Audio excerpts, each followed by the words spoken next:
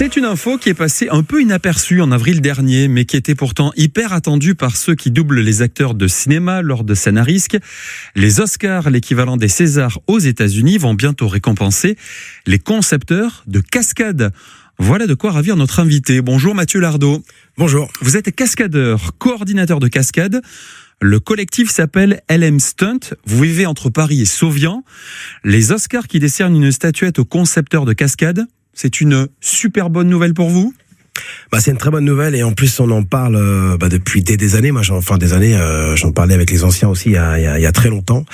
Ce qui est compliqué pour nous entre guillemets, c'est que le cinéma existe depuis 1895 avec les Frères Lumière. Il y a des cascadeurs comme Buster Keaton et Charlie Chaplin qui sont reconnus depuis les années 1920. Et là, on est 100 ans et après et on se pose encore la question. Donc c'est vrai que c'est assez incroyable, on en est là, ouais, c'est vrai. Vous avez travaillé sur des films à succès et pas que des petits films. Spectre de James Bond, la saga Jason Bourne, la série Casa de Papel et plus récemment sur le film Chien de la Casse tourné au Pouget qui a reçu 2 Césars l'année dernière. Quel type de scène vous avez réalisé sur ce film justement Chien de la Casse dont on a beaucoup parlé ?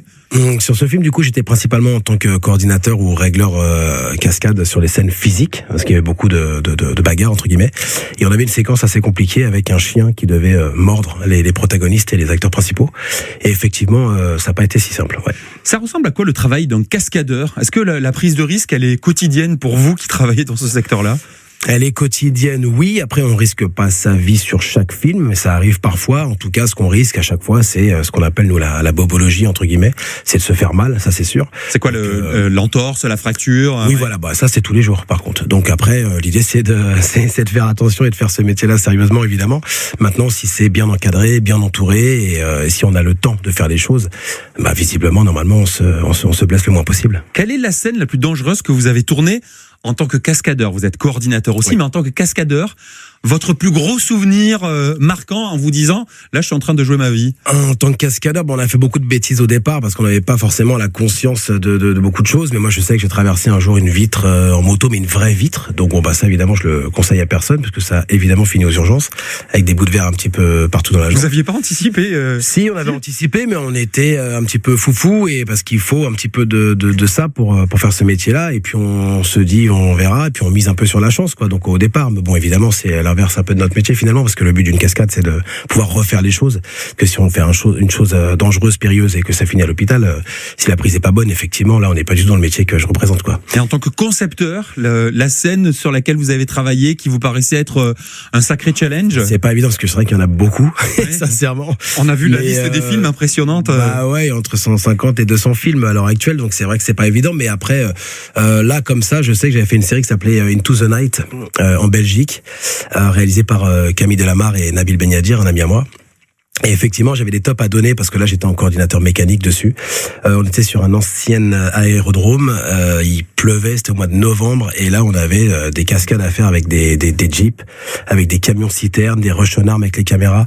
Et là, quand j'ai envoyé les tops avec une dizaine de véhicules qui partaient en même temps, sur des terrains glissants, un peu dans la forêt, avec des comédiens au volant, avec des autres comédiens qui étaient attachés sur les jeeps, avec des fusils, voilà, là, je sais que 2-3 nuits avant, déjà, j'ai pas forcément très bien dormi. Et quand j'ai envoyé le go, sincèrement, ça n'a pas été simple. Mais tout s'est très très bien passé.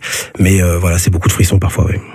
Est-ce qu'il arrive que certains acteurs réalisent eux-mêmes les cascades ? On parle souvent de Tom Cruise, mais est-ce qu'il y en a d'autres et est-ce que parfois vous pouvez le déconseiller ? Comment ça se passe ? Ouais, je suis exactement là pour ça. C'est-à-dire que effectivement, déjà, il y a aussi les assurances qui parfois rentrent en jeu. Maintenant, il y a toujours des acteurs ou actrices qui sont plus ou moins volontaires. Par exemple, voilà, l'année dernière, je sais qu'il y a 2 ans environ, j'ai fait un film qui s'appelait Kali avec Sabrina Ouazani, qui elle, par exemple, voulait réaliser absolument toutes ces cascades parce qu'elle en a l'habitude. Le film était de Julien Seri aussi, un ami à moi. Et effectivement, voilà, il y a des acteurs plus ou moins engagés. Maintenant, on est là, donc nous, entre guillemets, pour que les choses se fassent correctement. Et alors après, il y a les assurances, bien sûr, mais il y a aussi le fait d'avoir eu les répétitions adéquates en amont, d'avoir eu l'argent pour pouvoir travailler, pour préparer les choses. Donc en fait, c'est tout un tas de facteurs qui rentrent en compte et où parfois, je suis là pour dire stop, là, il y a une doublure, stop, on va pas jusque là, ou là, ok, je prends la responsabilité, j'envoie l'actrice, j'envoie l'acteur. j'ai les frissons, on y va, je donne le go et tout se passe bien. Mais c'est à chaque fois une histoire de décision aussi sur le plateau. On le disait, vous vivez entre Paris et Sauvian. Comment vous vous êtes retrouvé à travailler sur Spectre de James Bond, je le disais il y a un instant, sur la saga de Jason Bourne, sur la série Casa de Papel, qui a connu un succès faramineux sur Netflix. Comment vous vous êtes retrouvé là-dedans, en fait? Ouais, j'ai eu. Alors, en fait, je sais pas si c'est de la chance, parce qu'effectivement, on peut qualifier cela comme ça parfois, mais en fait, effectivement, non, je pense que c'est juste du travail et des rencontres.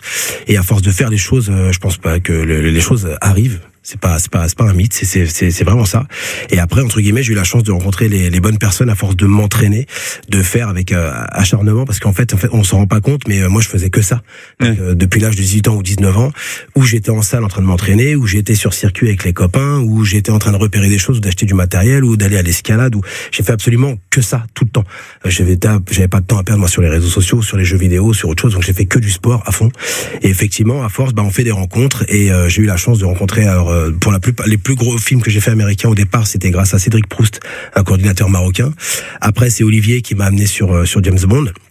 Et effectivement, après, de film en film, le nom existe, et puis après, effectivement, les choses se font.